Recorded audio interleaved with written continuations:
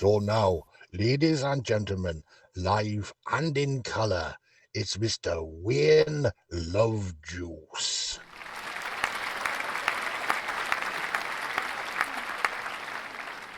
The other day I produced a Louis, had a chat with an interesting chappie who said that the YouTube algorithms really aren't that happy. If a channel only broadcasts once a week, so we've decided we can text ya whenever we've got a piece of news in our new book on the track extra.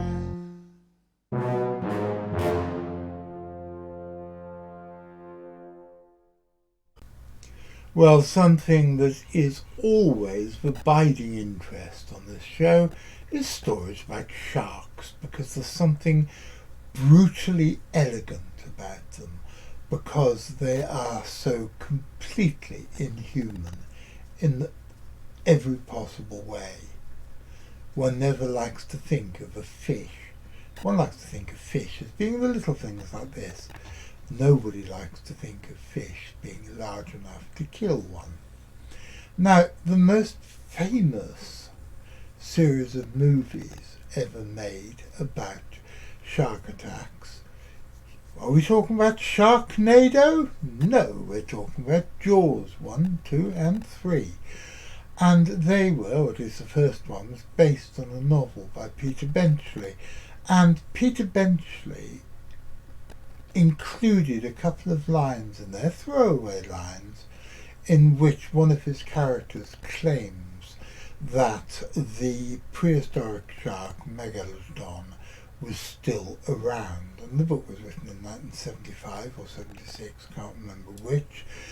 And then, as a result of his book, a whole generation of people grew up believing that Megalodon exists. But Richard, does Megalodon I've got to repronounce it, does Megalodon still exist? A Todus Megalodon, no. No, it died out at least 3.5 million years ago, probably due to the Isthmus of Panama connecting South America to North America, interfering with ocean flows and the trophic, the energy going up trophic levels.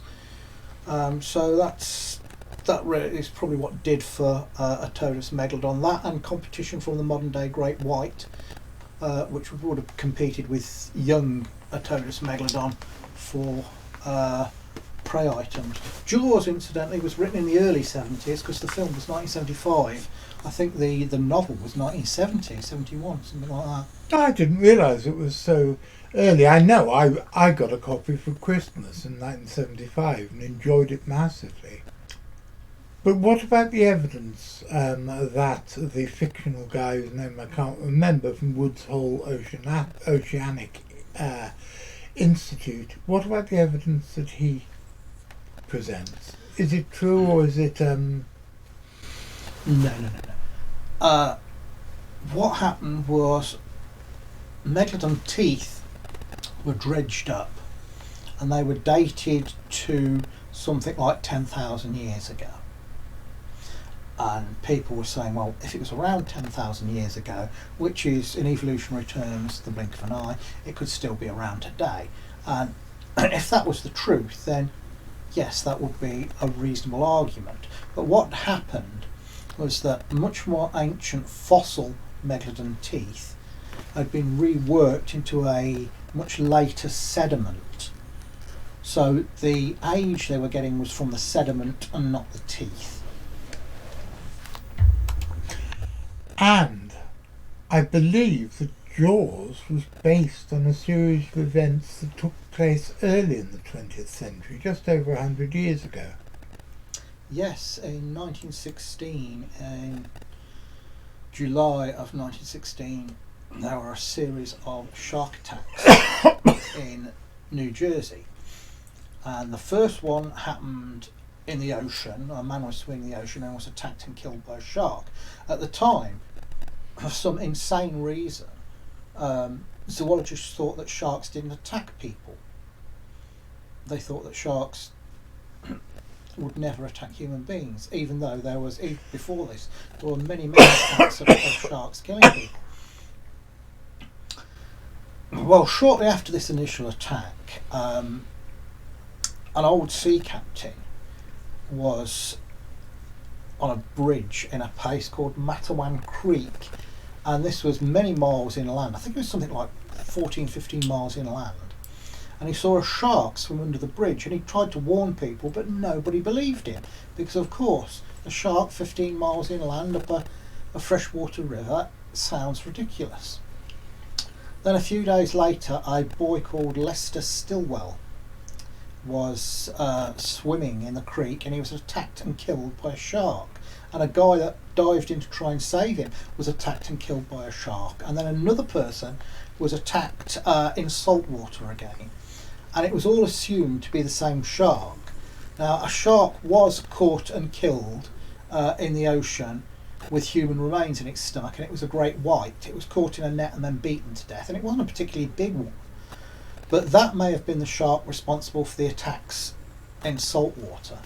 But the one attacking people in freshwater was almost certainly a bull shark. So it's probably two sharks that were, in the imagination of the people, turned into one shark that had killed 4 people. And this is the basis for the book Jaws, or the inspiration for Jaws. Richard, you are a wonderful man. You are a fount of knowledge. In a bizarre way, you remind me of my mother, because my mother used to know all sorts of things about all sorts of subjects. And all the way through my life, if I didn't know something, rather than looking it up on Google, because quite a lot of my life there was no Google, I would just phone my mother and ask her. And not a day, certainly not a week goes by now, even now, 20 years after she died, and she'd have been 100 this year. Not a week goes by without me thinking, oh, I'm going to have to ask Mum that, and then, oh, she's not there anymore. So in many ways, Richard, you've become my mother.